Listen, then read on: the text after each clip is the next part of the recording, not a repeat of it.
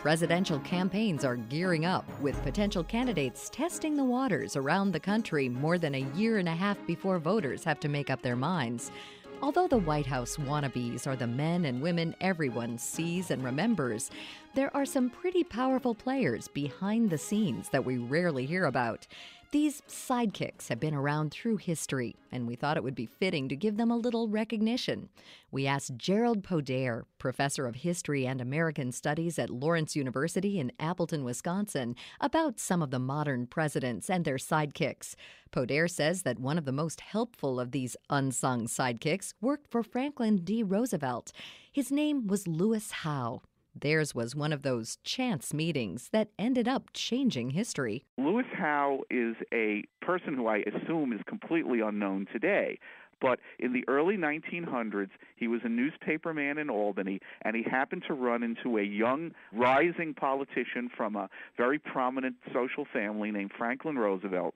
And it was almost a form of instantaneous, I guess today we would say guy crush or something like that, because Howe almost immediately decided that this man was going to be the President of the United States and that he was going to help him become the President of the United States. Podair says that Howe served FDR for 30 years in various positions: campaign manager, confidant, secretary, and publicist. When Roosevelt became ill with polio in 1921, and it seemed that his political career was completely over, it was Lewis Howe who kept Roosevelt in the news, even though Roosevelt was incapacitated. Howe would write newspaper articles under his name or magazine articles under his name. Howe made sure that the extent of Roosevelt's illness was not made completely clear to the public. And indeed, throughout his entire life, Roosevelt was able to conceal the extent of the damage that polio had done to him from the public. Howe was so good at this that he convinced the public that FDR could walk, albeit with difficulty, when in fact he couldn't walk at all. Howe also orchestrated Roosevelt's comeback into political life in 1924. When Roosevelt gives a very well-received nominating address for Al Smith, who was governor of New York at the time and a Democratic presidential candidate, Roosevelt, with aid, gets up to the podium and gives a rousing speech for Al Smith, which is as much of a campaign speech for Roosevelt as it is for Smith. And Howe orchestrates that. So Howe is the presence behind the throne for about 30 years, trying to make Roosevelt president. And of course, in 1932, he succeeds in that. And then in the ultimate bonding between president and assistant, Howe moves into the White House, and he lives in the Lincoln Room for the first 4 years of Roosevelt's presidency. He dies in 1936. Nobody really knows about who Howe is, but it's very clear, today at least, that unless Lewis Howe happens to meet Roosevelt in Albany, New York in the early 1900s, it's quite probable that Roosevelt never becomes president. Roosevelt's successor, Harry Truman, also had a man behind the throne, although Podair says he wasn't the kind of person that a candidate would want to crow about. Tom Pendergast was the corrupt political boss of Kansas City, Missouri, who put Truman's career in the fast lane. You can't get elected unless you go through Tom Pendergast, and he is assembling a huge empire of bribery and extortion and sometimes physical violence to run Kansas City. And he decides that he is going to make an obscure businessman who doesn't even have a law degree, named Harry Truman, the judge or a judge in Jackson County, which is the county that includes Kansas City, Missouri.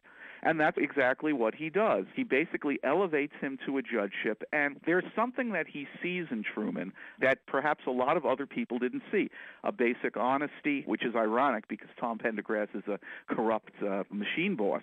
A native intelligence, a practicality, a sense of personal bravery. So he likes Truman, and he promotes his career. When Truman wanted to run for Missouri state treasurer in 1934, Podair says that Pendergast tells him to aim higher, the U.S. Senate seat. Truman is sort of bowled over by this because it's not exactly what he was thinking he could do, but he does run, and with the help of the Pendergast machine, he's elected. Now, it's interesting that when Truman becomes a senator, he is associated with this political boss, Pendergast, but he's not really in his thrall. What Truman does is he vets all his patronage jobs through Pendergast, but he never gets involved in the bribery and the extortion or any of that. In 1939, Pendergast went to prison for tax evasion, yet Truman maintained his affection for the man and never cut ties with him.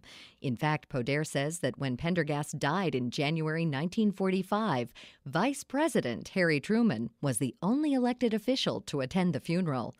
So what's in it for the sidekick? How does he or she benefit from working hard to bring fame and power to another? That's always an interesting question. For Lewis Howe, he projects his own dreams on someone else. In other words, it's very clear to Howe from the very beginning, he doesn't have much of an education, he doesn't have a lot of connections, that he's not going to be a candidate, he's not going to be the president, but perhaps somebody else can be the president and he can help them.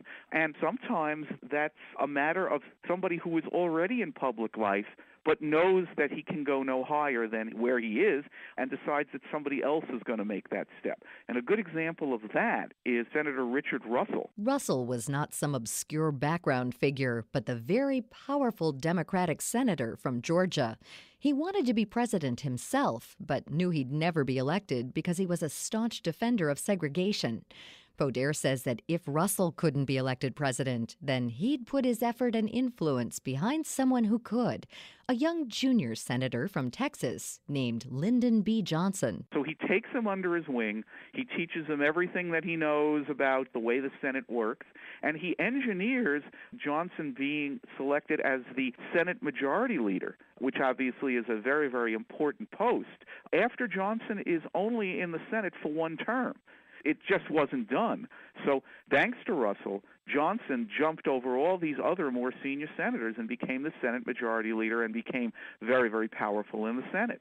And Russell worked to make Johnson president even in 1960 when Johnson tried to run for the presidency. He was edged out by JFK, but Russell was one of his strongest supporters to try to get him the presidency and even advised him about taking the vice presidency. Of course, neither Johnson nor Russell could have foreseen the tragedy in Dallas that would put Johnson into the White House. When Johnson became president, just about the first person he turned to for advice about everything, advice about investigating the Kennedy assassination. He put Russell on the Warren Commission. Advice about the Vietnam War. We now have tapes where Johnson and Russell are talking on the phone extensively about Vietnam, and ironically, Russell is trying to caution Johnson about getting into Vietnam. And they're even basically consulting about civil rights, albeit now from different sides of the aisle, as Johnson introduces the Civil Rights Act of 1964, and Russell opposes and tries to filibuster the Civil Rights Act of 1964, and of course, ultimately losing. There's still a tremendous bond of respect between the two. Some sidekicks are prominent, like Russell. Some are obscure, like Lewis Howe. Then there are those who are visible, yet not considered by outsiders as having much power at all, like Rosemary Woods, President Richard Nixon's secretary. She obviously works for Nixon, but every politician, every really successful politician at a high level needs a Rosemary Woods, someone who at least her official title is secretary to the president or secretary to the senator or the governor, but who does a lot more than that and who is really a form of a gatekeeper. Who does the president get to see? What does the president get to see? So it's more than just type this memo. Think about the people who are coming into the Oval Office. Poder says that Rosemary Woods was there to help Nixon when he needed secrecy, silence, and protection. In those days, or the days of Watergate, obviously, Rosemary Woods had a tremendous effect on the Nixon administration just by what she was able to omit. And that famous 22-minute gap, which is clearly her doing and pretty clearly deliberate, is an example of how a Rosemary Woods, who the public rarely sees or even hears of, serves the president. A sidekick doesn't even have to work in the White House, as Julia Rothman found out. She's co-author of the book The Who, The What, and The When. 65 artists illustrate the secret sidekicks of history. The book talks about the people behind great authors, inventors, gangsters, and others, including our first president, George Washington. One of his sidekicks is, of all people, his dentist, John Greenwood. The legend goes that Washington's teeth were made of wood, But Rothman says that Greenwood used a number of materials. He had one real tooth. His dentures were actually made of all kinds of materials like hippo tusk, lead, gold, horse, and cow teeth. He met the most prominent dentist in New York, and that guy was John Greenwood. But actually, the capital of the U.S. moved to Philadelphia, so they had to communicate through the mail. And George Washington was pretty embarrassed about not having teeth, so he was pretty secretive, and he never specifically mentions teeth in any of the letters that they write back and forth. So they're sending these dentures back and forth through the mail and letters about it for many, many years, and that's how George Washington was able to smile. And when George Washington lost his last tooth, he sent it to Greenwood as sort of a present. You can find out more about Rothman's book, The Who, the What, and the When, on her website, also-online.com. To read more about Gerald Poder and Lawrence University, visit their site at lawrence.edu. For information about all of our guests, log on to our site at viewpointsonline.net. Our show is written and produced by Pat Reuter. Our production directors are Sean Waldron, Reed Pence, and Nick Hofstra. I'm Marty Peterson. Stressful things during the day can keep you awake at night. Instead of sleeping, your mind is still spinning from stress.